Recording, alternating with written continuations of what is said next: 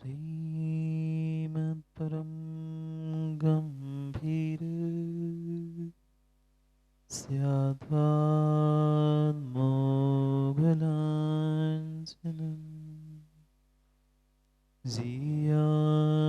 त्रैलोक्यनाथस्य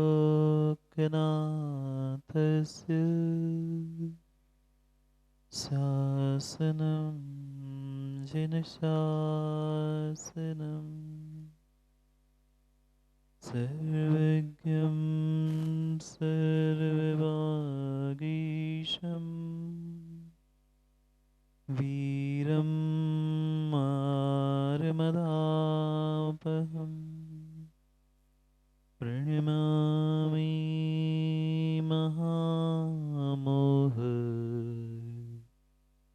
शान्तये मुक्तिताप्तये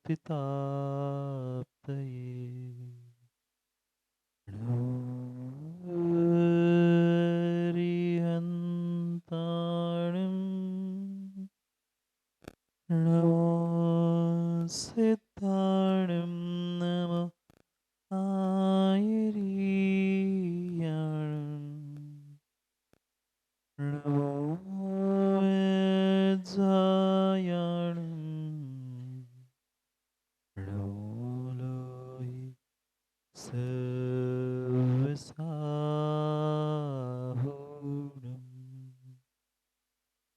अनंत अनंत परम सिद्ध भगवान की 1008 श्री आदिनाथ भगवान की परम पूज्य आचार्य भगवान शिवकोटि स्वामी की परम पूज्य आचार्य भगवान गुरुवर विशुद्ध सागर जी महाराज की अहिंसा में विश्व धर्म की।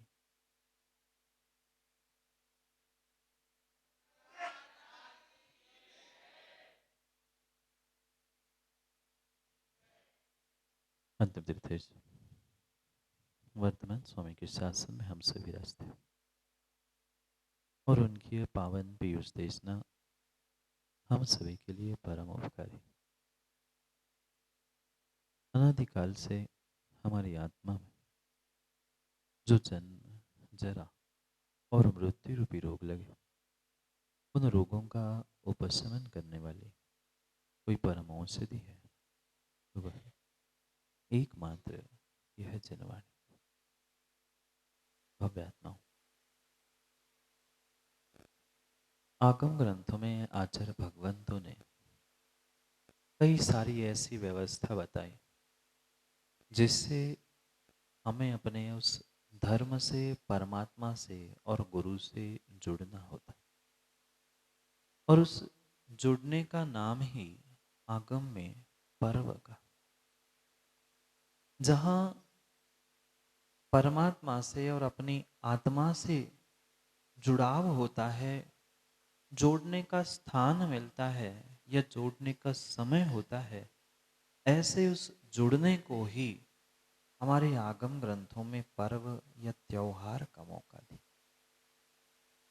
भले ही आज उस भौतिकता को देखते हुए और दूसरों की देख से बहुत सारे क्रिया और बहुत सारे त्योहार हमारे भले ही बदल गए, पर वास्तव में आगम में एक एक उस पर्व त्योहार आदि के निमित्त से श्रावक की क्रियाओं का और साधु की क्रियाओं का व्याख्यान प्राप्त। पर क्या करें, आज सुमन शास्त्री जैसे जीवों को जिसको समझाना था, वहाँ आचार्य भगवंतों को लेखनी लिखनी पड़ी कि श्रावक को कब और कौन सी क्रिया करे। स्वयं विचार करे, जितने भी पर्व त्योहार माँ कुछ वर्ष पहले मनाए जाते थे, वैसे आज न त्योहारों में वैसी रौनक बची, न जीवों के परिणामों में वैसी वह भद्रता बनी। महीनों पहले से तैयारी और महीनों पहले से पर्युषण की बातें होती थी, दिवाली की तैयारियां होती थी। अब तो 2 दिन में तैयारी हो गई और दिवाली भी खत्म हो गई। पता ही नहीं चलता कब पर्व आ गए, कब त्योहार हुआ, कब किसने क्या किया।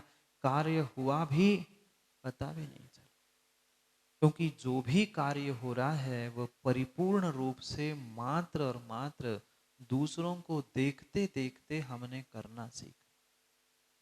कई सारे ऐसे पर्व और कई सारे ऐसे कार्य हो चुके हैं जिसका आगम ग्रंथों में कहीं भी किसी भी प्रकार का कोई आधार ही नहीं, पर मात्र और मात्र देखते देखते जीवों ने दूसरों का अंधानुकरण करना जो सीखा है, उसके कारण से वह अपने जीवन में सम्यक दर्शन से दूर हो रहा है। कई सारे ऐसे जीव हैं जहाँ आदिनाथ जयंती उन्हें पता नहीं है, महावीर जयंती का ठिकाना नहीं है, पर अभी अभी बीती वो करवा चौथ करने के लिए लड़ रहे हैं। ये स्थिति है। जीवों को बोध ही नहीं है कि वास्तव में ये पर्व त्योहार होते क्या, ये क्रियाएं क्यों बताई गई है, ये पर्वों की व्यवस्था क्यों बनाई गई। हमें किसी प्रकार का मनोरंजन करने के लिए ये पर्व या त्योहार की व्यवस्था नहीं बताई, अपितु अपने आत्मरंजन को, आत्मा को, अपने वास्तविक धर्म के मर्मों को समझने के लिए पर्व बनाए। क्योंकि पर्व का नाम ही जुड़ना है। जहां उस गन्ने में, गन्ना खाया आप लोगों ने, जैसे वे गन्ने में गांठ होती है उसे पर्व कहते हैं, दो टुकड़ों को जोड़ने वाली गांठ पर्व होती है, ऐसे आत्मा और परमात्मा का जोड़ने का स्थान पर्व होता है। और उन्हीं पर्वों से हमें परमात्मा से, अपनी आत्मा से और धर्म से जुड़ने का मौका मिलना चाहिए था। पर जहां जहां हमें धर्म के निमित्त से आत्मा तक और परमात्मा तक पहुंचना था, वहां वहां व्यक्तियों ने मात्र और मात्र मनोरंजन का स्थान बना के रखा। देखना कई सारे स्थानों पर मनोज शास्त्री जाकर पर्युषण के पर्व में पूजा कम होती है और प्रतियोगिता के इतने बड़े बड़े पोस्टर और इतनी बड़ी बड़ी वह गिफ्ट रखी मिलती। अब पर्युषण पर्व में 10 दिन परिणामों की विशुद्धि बनाएंगे कि एक दूसरे से कंपटीशन करने की, स्पर्धा करने के परिणाम वाला बोध ही नहीं प्राप्त कर पा रहा है जीव की वास्तविकता क्या है और किस प्रकार से हमें उन पर्वों को मनाना है, धर्म को समझना। मात्र और मात्र माँ अंधानुकरण करने से कभी भी जीवन सफल नहीं होगा। कार्य कर रहे हैं, क्रिया कर रहे हैं, पर्व त्योहार भी मना रहे हैं, तो उसके पीछे के कारणों को समझने की आवश्यकता है। हम कर रहे हैं तो क्यों कर रहे हैं, और करना है तो किस लिए करना है, किस प्रकार से करना है, उनको भी समझने की आवश्यकता है।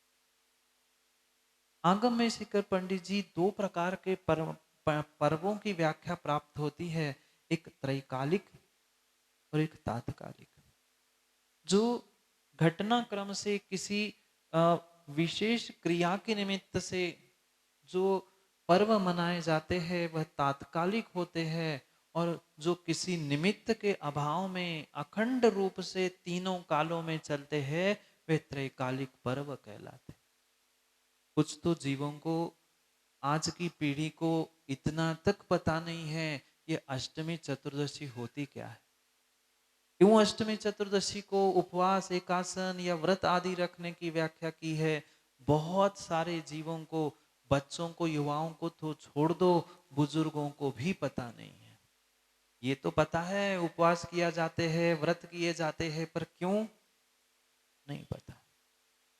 ये जो दो प्रकार के पर्व कहे, जैसे अभी महावीर निर्वाण को हम दीपावली मनाएंगे, महावीर जयंती को हमने महावीर भगवान की पूजन आदि की, ये सब कुछ वर्तमान में जो तीर्थंकर भगवान के निमित्त से होने वाले ये तात्कालिक पर्व है। जैसे पर्युषण पर्व है, नंदीश्वर पर्व है, अष्टमी है, चतुर्दशी है, ये त्रैकालिक पर्व कहे जाते हैं। इसे किसी निमित्त से नहीं अपितु कुछ विशेष कारणों से इन्हें पर्व की संज्ञा देकर यहाँ व्रत, तपस्या, साधना और धर्म से जुड़ने का प्रयास करने की आवश्यकता।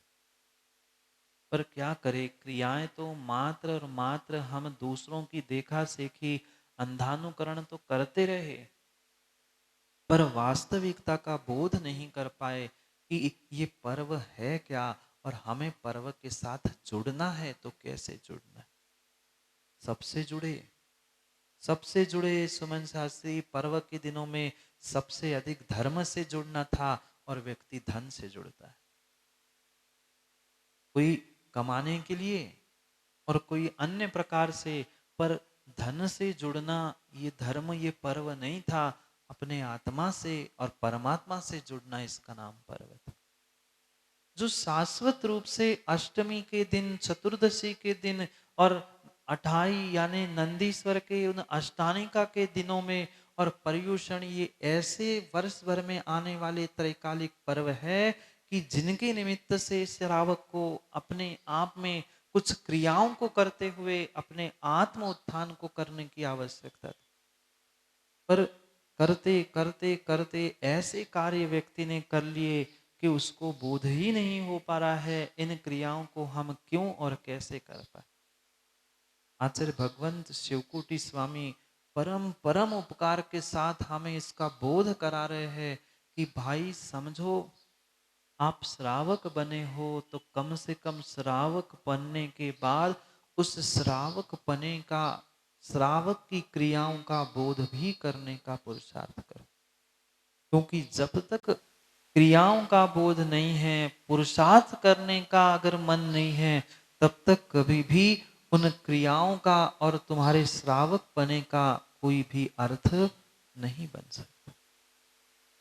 कल भी बताया था कि उन क्रियाओं के द्वारा हमें लक्ष्य तक पहुंचने का पुरुषार्थ करना है। आज पुनः आचार्य भगवंत उसी बात को कह रहे। एक बार कह दिया था बंगला काम बन जाता, पर एक नहीं, दो नहीं, तीन नहीं, पांच पांच श्लोकों के द्वारा आचार्य भगवंत समझा रहे, श्रावकों को क्रिया किए बिना श्रावक पद प्राप्त हो नहीं सकता। और ऐसा नहीं है जो क्रिया आज तक करते आए हैं उतनी ही क्रियाएं नहीं है, उससे भी कुछ हट के क्रिया है जिनको शायद आज तक आपने नहीं समझा। उन अनछुई क्रियाओं को यहाँ शिवकोटि स्वामी कह रहे हैं, क्योंकि सामान्य रूप से बहुत सारी क्रियाओं का व्याख्यान अन्य श्रावकाचार में पढ़ा, पर ये ऐसा अद्भुत रत्नमाला ग्रंथ है सुमन शास्त्री, जहां आचार्य भगवान ने जल गालन की विधि बताई। कैसे जल गालन करना चाहिए, जल गालन करने के बाद उसकी मर्यादा कितनी होती है, कौन से जल की कितनी मर्यादा, फिर अष्टमी, चतुर्दशी, नंदीश्वर आदि के दिनों में श्रावक को कैसी क्रिया करनी पड़ती है, उसका भी बोध करा रहे हैं। ये त्रैकालिक पर्व होते हैं, त्रैकालिक पर्व होते हैं, अष्टमी हो चाहे चतुर्दशी, अष्टानिका और पर्युषण पर्व। इतना तक जीवों को शायद विरले ही जीव होते हैं, गिने चुने घर परिवार के, जिनको पता है वर्ष में 3 बार, कितनी बार, वर्ष में 3 बार अष्टानिका और 3 बार पर्युषण और 3 बार 16 कारण व्रत आते। एक ही पता है हमें तो, पर्युषण पर्व मतलब भाद्रपद में आया, चतुर्मास में आता है, अच्छे मस्त कपड़े पहनो, दिखावा करो, अच्छा पीछा घूमने फिरने चले जाओ, बस हो गया। ज्यादा से ज्यादा लगा तो अनंत चतुर्दशी में साल में एक आध दिन एकासन उपवास कर लिया, हमारा पुण्य कार्य हो गया। नहीं, इतने से काम, इतने से क्रिया से काम बनने वाला नहीं है। वर्ष भर तो, जीवन भर तो हम पाप कर रहे हैं, और फिर साल में एक आध बार व्रत और साल में एक आध बार कार्य करने से क्या पुण्य मिलेगा? कभी नहीं मिलेगा, कभी नहीं मिलेगा, क्योंकि वह पाप के कार्य अधिक हुए थे, पुण्य के कार्य कम थे, तो स्वाभाविक सी बात थी जो अधिक करेंगे वही वैसा ही पाप, और पाप ही हमें मिलता है।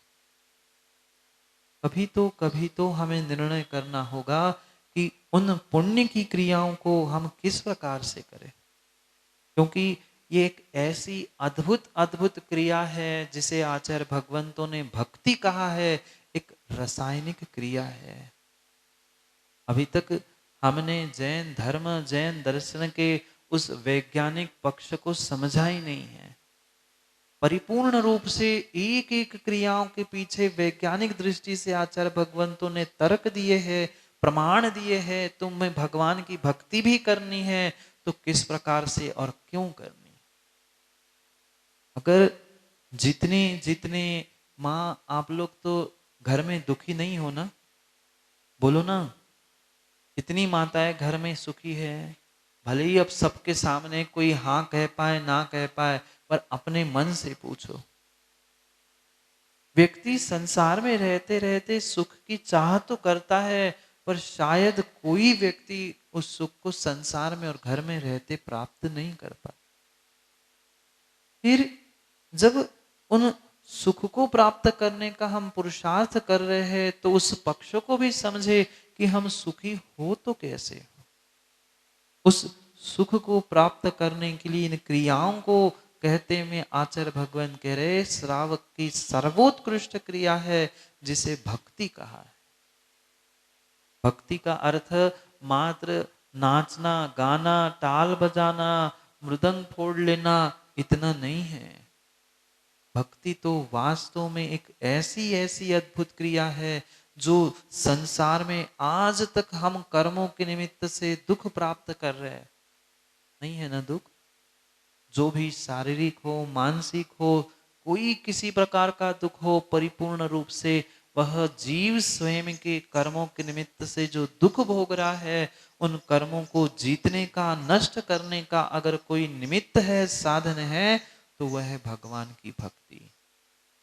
ये पक्का मानना नीलेश भाई, इतना अच्छा कंठ मिला है, ये कहीं ना कहीं पिछले जन्म की तुम्हारी वह भगवान की भक्ति का पुरुषार्थ है जो तुम्हें आज फलीभूत हो रहा है। ऐसे भी जीव है, मिला कंठ, आवाज मिली, सब कुछ मिला, पर उसका दुरुपयोग करते रहे, पता नहीं कहां कहां पहुंचकर क्या क्या गाते और क्या क्या बकते रहते हैं। वे ही अगली पर्याय में इस साधन का दुरुपयोग करते हुए पता नहीं कहीं कोई तो ऐसे प्रयोग करते हैं अगली पर्याय में उनकी आवाजें नहीं निकलती, और निकलती है तो दुनिया कहती बंद तो करो बहुत बोल लिया। पर ये सुस्वर नाम कर्म का उदय मिला है, कहीं ना कहीं हमने पिछले पर्याय में भगवान की भक्ति की है।